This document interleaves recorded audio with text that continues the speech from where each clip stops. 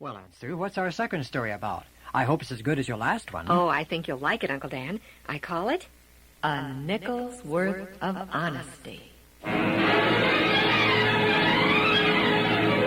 scene is New York City.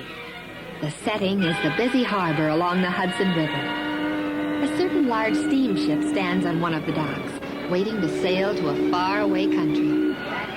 People are milling about the docks alongside the steamship. Some are going away on this ship, and others have come to bid loved ones a safe journey to that far land across the ocean. Goodbye, Doctor, Mother. Not many years, and I'll be back. We certainly hope so, Mike. God be with you, Mike, and protect you. Well, thank you. I'm sure he will, Doctor. Goodbye, Mother. Goodbye, Mike. Bye. Goodbye. Mike Keller, saying a fond farewell to those he loved, started up the gangplank, waving a long, heartfelt goodbye. At the top of the gangplank, a distinguished seagoing man halted him. Your name and your destination? Name's Mike Keller, and I'm going... Dr. Keller? Why, yes, sir. Well, welcome aboard, Dr. Keller. I'm the captain, Captain Sell. I'm glad to meet you, Captain. I'm sure I'll enjoy the trip. I've been reading about you in the papers. Going over as a missionary, I understand. Yes, Captain. A lifelong ambition of mine. Well, I'd like to talk about that, Dr. Keller, at our leisure. Would you honor me by sharing my table at dinner? Why, I would be happy to, Captain. The purser will show you to your cabin. Thank you. Until dinner, then, Dr. Keller.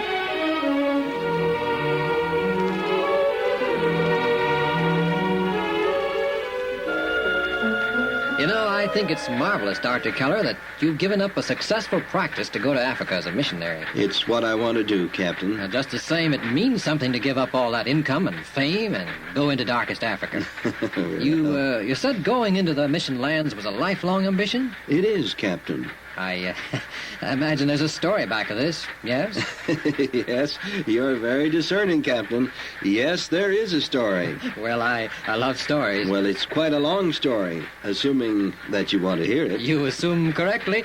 And the first mate's on the bridge. I have all the time in the world. Cigarette, Dr. Keller? No thanks. Never use them. Well, you're better off. They're just a habit. Your story, Doctor? Well, Captain, I suppose you can hear the ship's engine down in the hold of the ship. Oh, yes. My ears are trained to hear them. Well, listen to them a moment. Hear how constant yet pulsating the engines are? Yes. The sound of those engines remind me of a sound I heard every day of my life when I was a boy. The sound of traffic in a large city. You see, Captain, I sold newspapers on the busy corner by the city post office.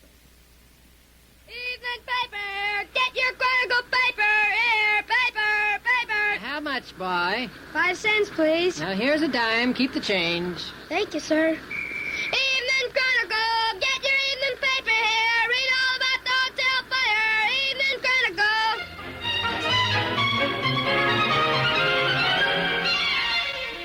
Guess how much I made today, Mom? Oh, son, I can't guess. How much? 75 cents. That much? Why, that's fine, Mike.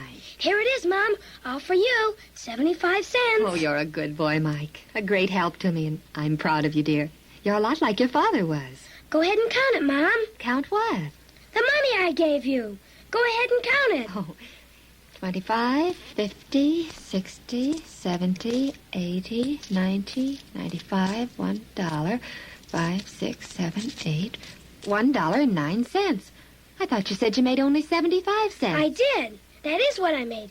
But I got some tips. 36 cents worth. Are you sure, son, it was tips? Sure, Mom. Why? You didn't shortchange someone purposely. No, Mom. I wouldn't do that. That would be stealing. I know. And I wouldn't steal, Mom. How could I? With a mom like you to tell me how wrong stealing is? Well, some boys don't heed the warnings of their parents, son, and I... Well, come on, Mike. Supper's ready and waiting. And boy, oh boy, I'm ready for it.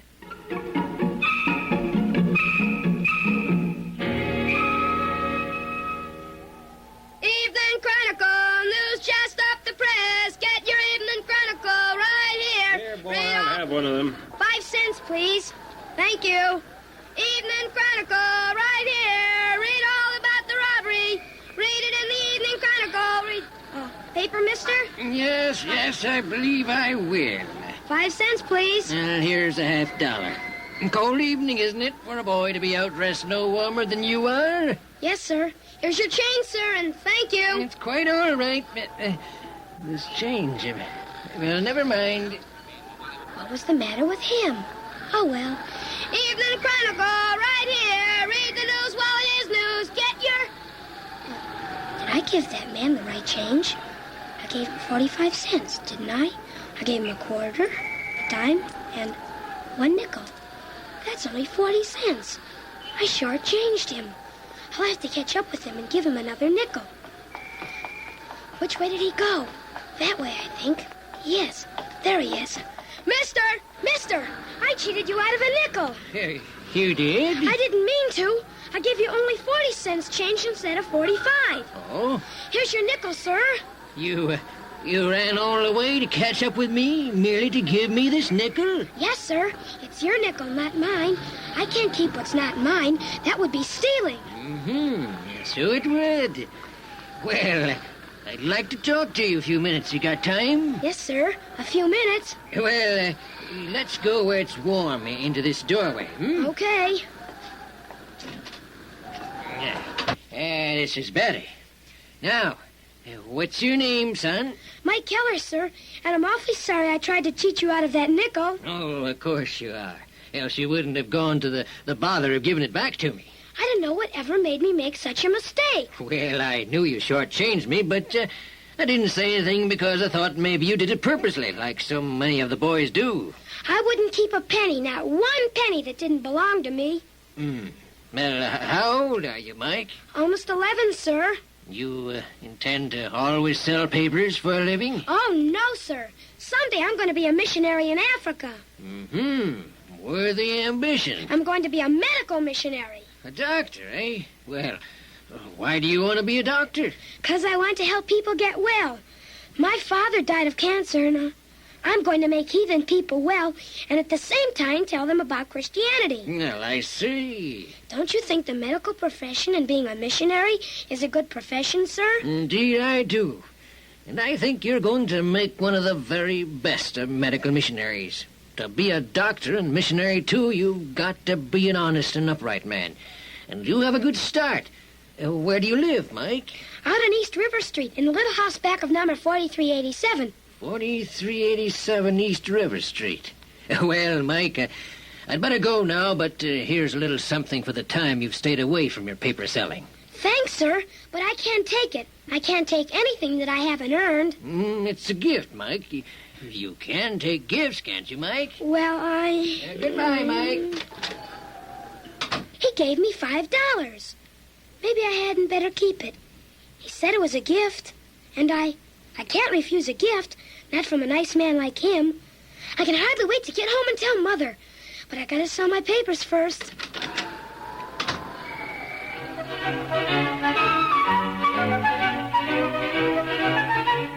When he said it was a gift, I just had to take it. Did I do right, Mom? Of course you did, son. What kind of a man was he, anyway? An awfully nice man. Well, what did he look like? I don't know. Just like any nice man, I guess. I mean, did he look like a preacher or a businessman or what? I don't know, Mom. Oh, Mrs. Martin's coming over. That's probably her at the door. Oh, yes? Mrs. Keller? Yes. How do you do, sir? Well, hello, Mike. Mom, this is the man I was telling you about. My name is Summers, Mrs. Keller. Dr. Summers. A doctor? I was talking to your son earlier this evening, Oh, and... won't you come in, Dr. Summers? Well, yes, thank you. Here's a chair, sir. Well, thank you, Mike. Well, what can we do for you, Dr. Summers? Well, I came, Mrs. Keller, because I took a special interest in Mike and his unusual honesty. Mike's a good boy, and honest as they come. I can well believe that, Mrs. Keller. And that's exactly what I want to talk about. You see, my wife and I have a home just outside the city, and it's a nice country home. But my wife isn't at all well, and she needs a companion and someone to see that, that the housekeeper and maids do things properly, and I was wondering if you and Mike would like to come and share our home. Well, I don't know, Dr. Summers. This is Rather sudden. Now, it's really a farm. Mike could feed the chickens and gather eggs, take care of the stock, do lots of things that most boys like to do on the farm. How about it, Mike? Like me, Mike's so taken by surprise he doesn't know what to say. Well, don't say it. Just let me drive you and Mike out and look the place over. You can decide later.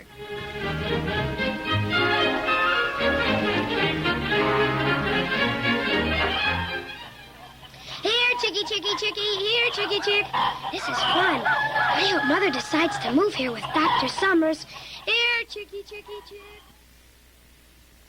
Well, Captain Sells, within 2 weeks, Mother and I were comfortably settled in our new home with Dr. and Mrs. Summers. And all because you refused to keep 5 cents that wasn't rightfully yours. Exactly, Captain. Well, the years went by. I graduated from the 8th grade and went on to high school. Finally, high school graduation day came. I worked hard, awfully hard that summer, trying to get together enough money to enter pre-med school. Then, one evening, when I had just about given up in despair, Dr. Summers called me into his study and... Mike, you and your mother have been with us now for almost 10 years. You've been more than kind to us, Doctor. No, not at all, Mike. The shoe's on the other foot. You've been kind to us. And for your loyalty and honesty and faithfulness through the years, my wife and I want to... we want to do something special for you. We want to help you through medical school. Oh, but No, sir, not I a word, couldn't. Mike. We're old now, my wife and I, and, well, we want to keep the doctor's tradition alive in the family. You're not our actual son, but, you know what I mean. You will let us help her. I guess that's about the end of my story. The thing that amazes me most about your story, Doctor, is the fact that Dr. Summers was able to see in that poor newsboy, whom he knew not at all, the great man and doctor that you are today. How do you account for that? Dr. Summers was and is a very wise and understanding man. But it's more than that, I think. It's the fact that you were an honest boy, completely honest, and for only a nickel, too. All boys and girls who are that honest are bound to end up amounting to something. They'll be big men and women someday. I believe that, Captain. I most certainly do.